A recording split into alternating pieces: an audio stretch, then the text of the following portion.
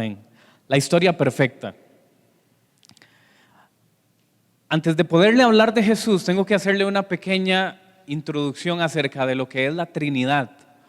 La Trinidad es un apartado teológico muy importante para usted y para mí, porque es una de las bases principales que usted y yo deberíamos de entender y conocer acerca de Dios y quién es Él.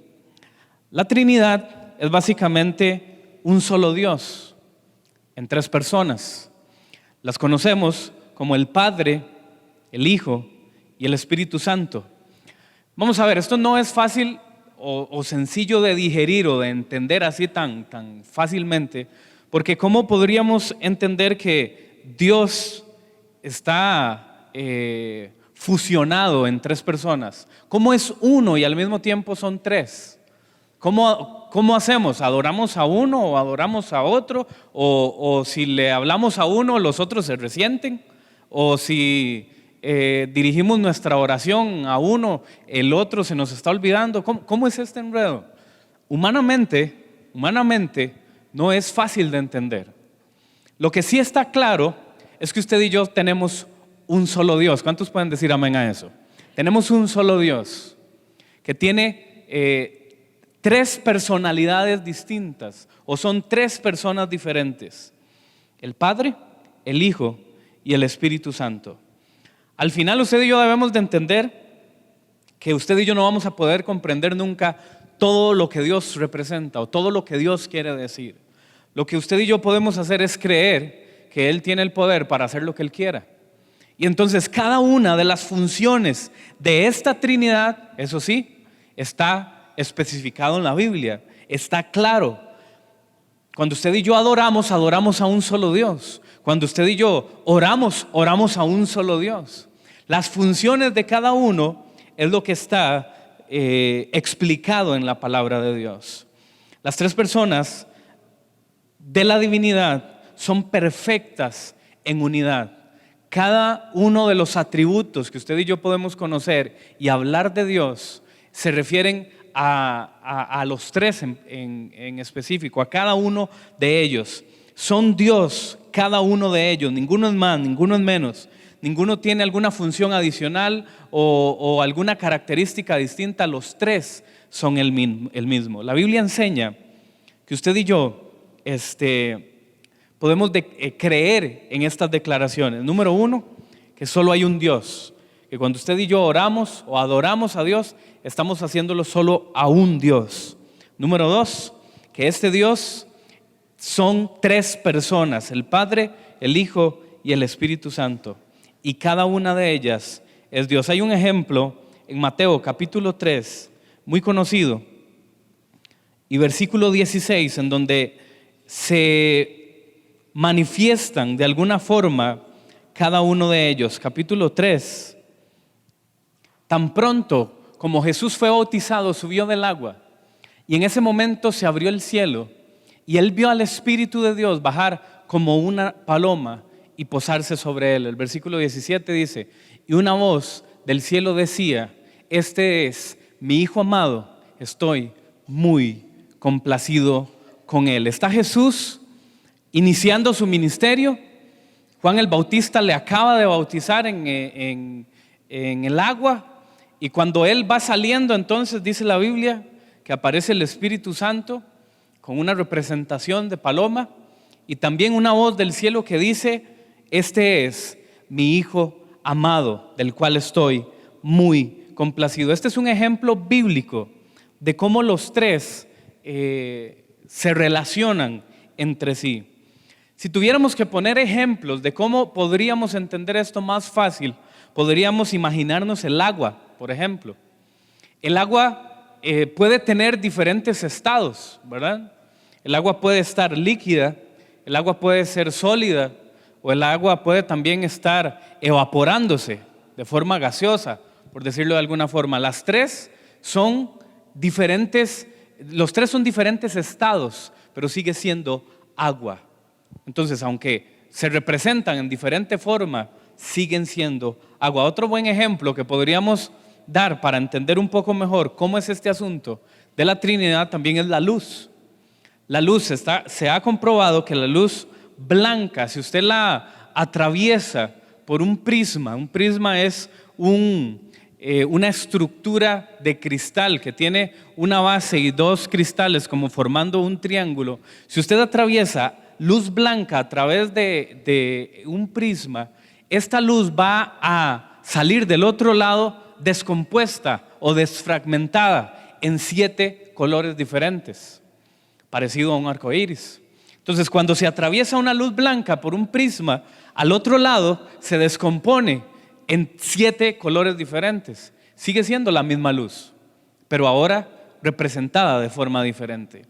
La Trinidad es algo parecido, es solo un solo Dios, con las mismas características los tres, con las mismas características cada una de las personas, con el mismo poder los tres, pero siguen siendo un solo Dios. Otro ejemplo lo podemos encontrar en 2 de Corintios, capítulo 13 y versículo 14, cuando está el apóstol Pablo hablando. 2 de Corintios, capítulo 13 y versículo 14, y dice: que la gracia del Señor Jesucristo, el amor de Dios y la comunión del Espíritu Santo sean con todos ustedes. La gracia del Señor Jesucristo, el amor de Dios y la comunión del Espíritu Santo sean con todos ustedes. Otro ejemplo de cómo podemos encontrar las 3 personas de la Trinidad en la Biblia. Si tuviéramos que hacerlo, podemos encontrar muchos ejemplos en la Biblia de cómo este Dios se manifiesta en diferente forma, en algunas ocasiones, en cada una de las personas de la Trinidad. Esto quiero hacerlo porque en el mes anterior, en el mes de septiembre, estuvimos hablando de Dios y tal vez de una forma muy general.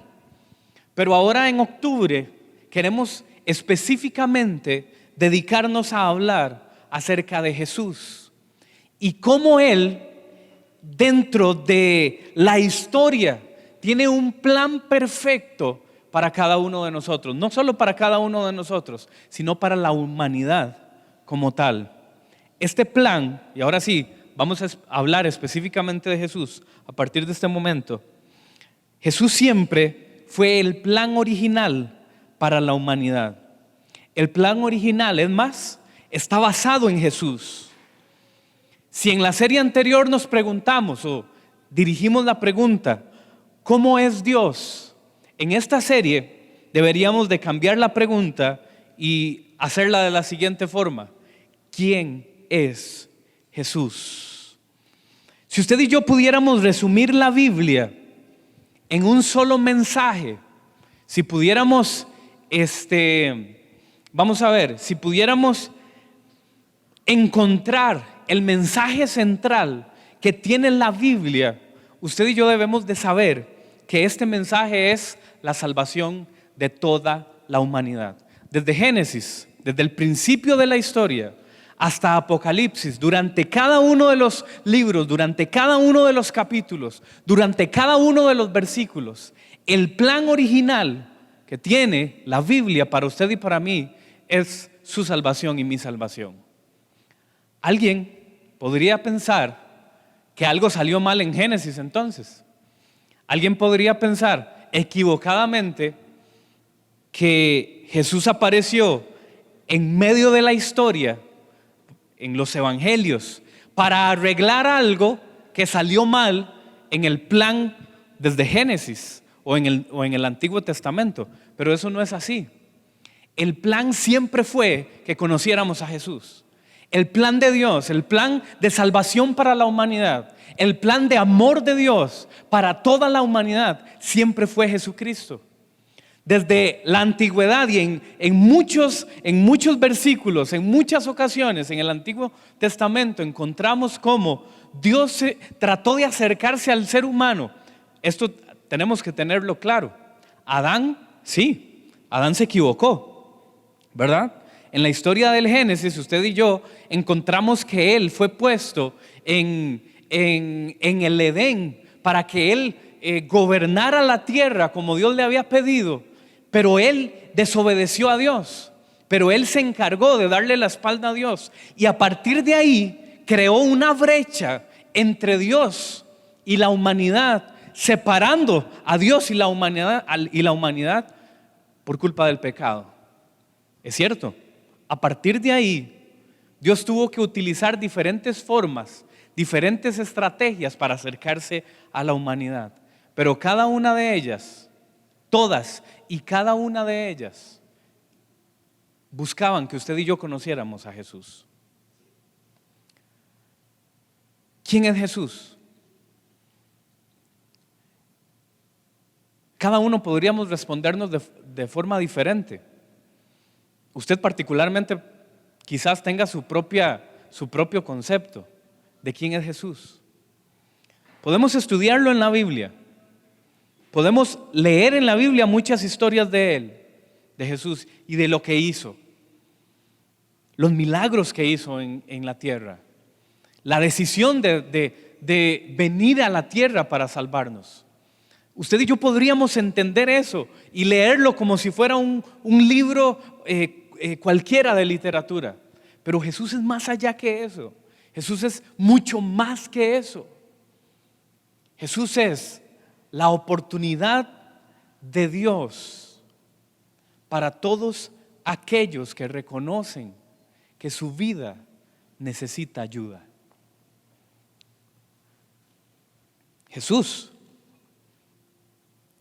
es la persona que nos tiene hoy aquí. Por Él es que estamos hoy acá.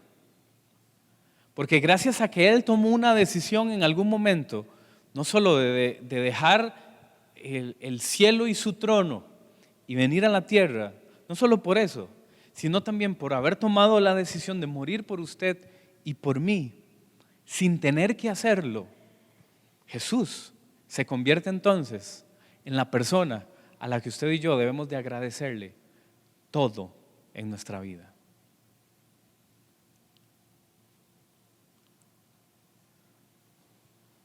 Quiero demostrarle en un pasaje de la Biblia que aún desde el Antiguo Testamento el plan era que usted y yo conociéramos a Jesús.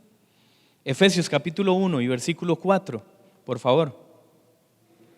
Dios nos escogió en Él antes de la creación del mundo para que seamos santos y sin mancha delante de Él.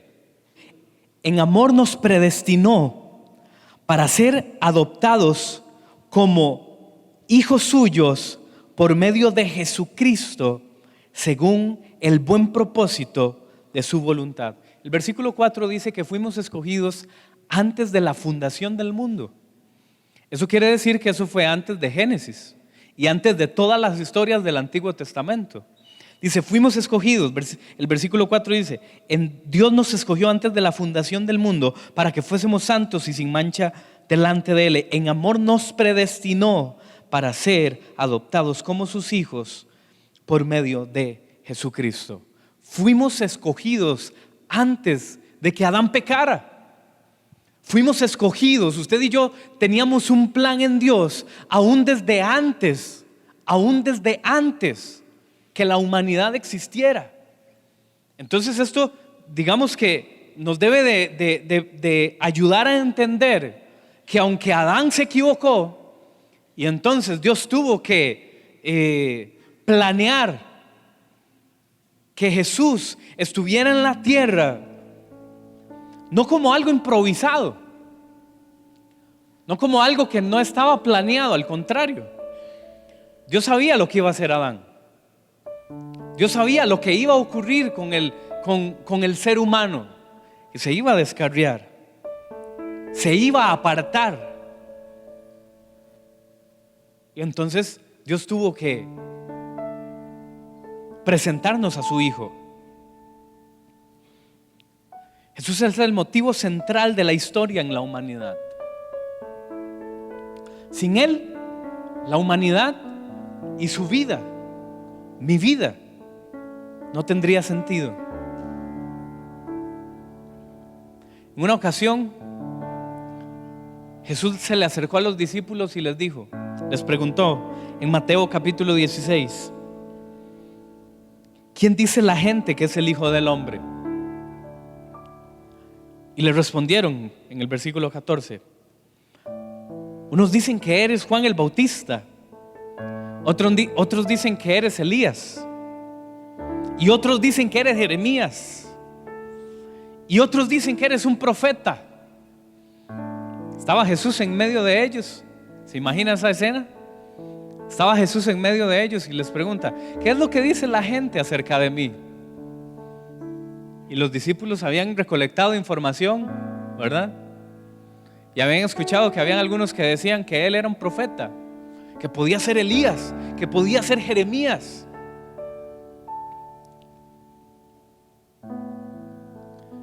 Ocurre hoy algo parecido.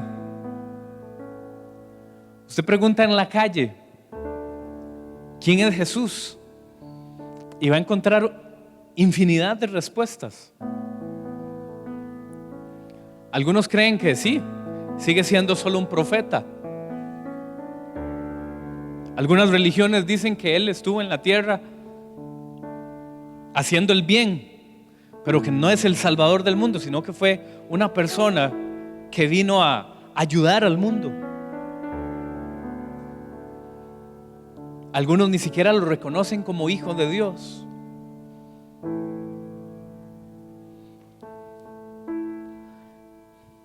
En el versículo 15 de Mateo 16, Jesús les vuelve a preguntar, ¿y ustedes? Diciéndole a los discípulos, ¿quién dicen ustedes que soy yo? Tú eres el Cristo, el Hijo del Dios viviente, afirmó Simón Pedro. Dichoso tú, Simón, hijo de Jonás, le dijo Jesús, porque esto no te lo reveló ningún mortal, sino mi Padre que está en el cielo.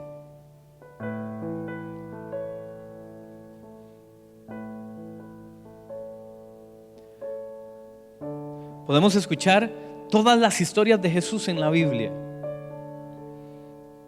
pero ¿sabe qué es más importante?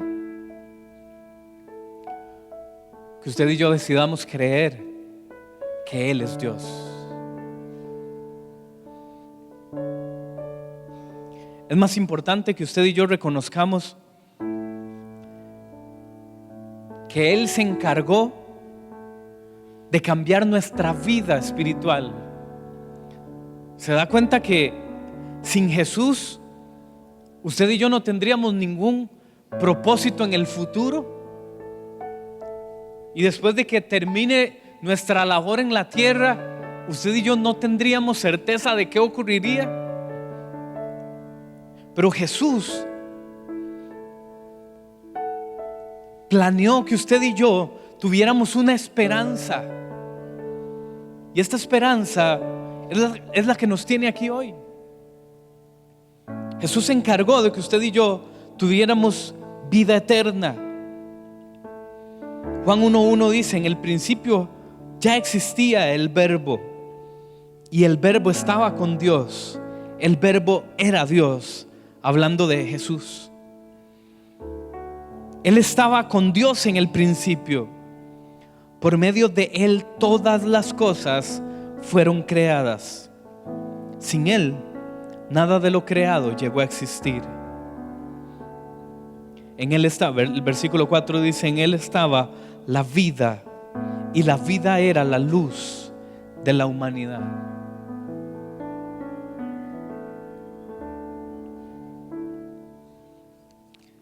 El plan original siempre fue que Jesús estuviera en la tierra. Y para ir terminando, quiero decirle que después de que Jesús vino a la tierra y resucitó,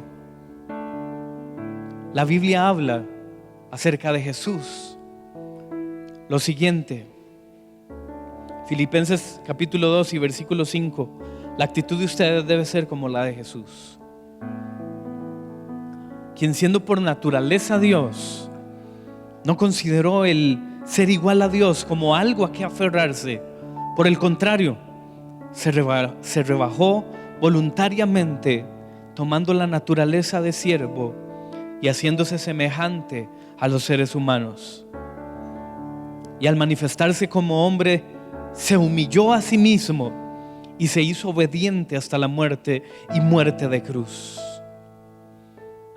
Por eso Dios lo exaltó hasta lo sumo y le otorgó el nombre que está sobre todo nombre, para que ante el nombre de Jesús se doble toda rodilla en el cielo y en la tierra y debajo de la tierra, y toda lengua confiese que Jesucristo es el Señor, para la gloria de Dios Padre. ¿Puede ponerse en pie, por favor?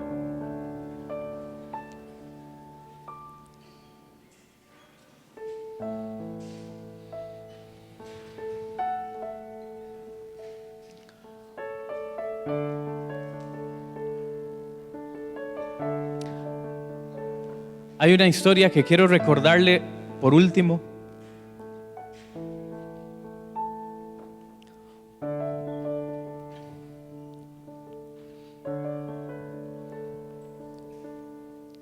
Es el día antes de la crucifixión de Jesús. Dice que él estaba en un monte orando. Eso está en Mateo 26. Él estaba en una montaña, se llevó a algunos discípulos a orar. Y su angustia,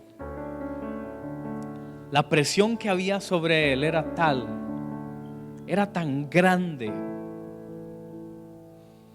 que él oraba y decía: Padre, si fuera posible, pasa de mí esta copa, diciendo que no tenga que hacer esto, pero que no se haga mi voluntad, sino tu voluntad.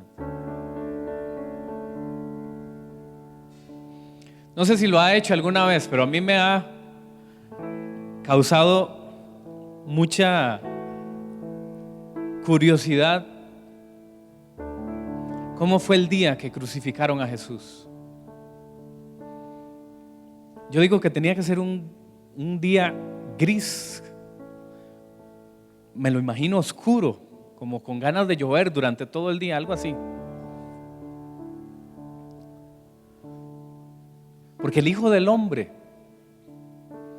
el Hijo de Dios, Dios mismo,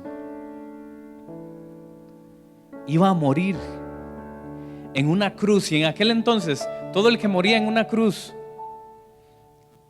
estaba siendo humillado, porque solo los ladrones, solo los asesinos, solo los que habían cometido alguna falta en contra de la ley de aquel entonces moría en una cruz. Pero ahí estaba Jesús también. Iba a morir como un ladrón, como un homicida.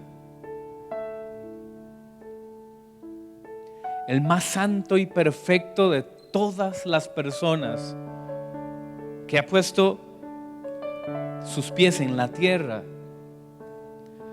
está a punto de morir como cualquier otro. Y aunque él podría en ese momento haber dicho que bajaran del cielo millones de ángeles a defenderlo, él lo podía haber hecho con solo una oración. O simplemente él podía haber pedido que se abriera la tierra y que todos los que estaban en contra de él fueran tragados por la tierra. Pero él no lo hizo. ¿Sabe por qué? Porque sabía que era la única forma, el único medio que tenía toda la humanidad para poder tener una esperanza de vida futura.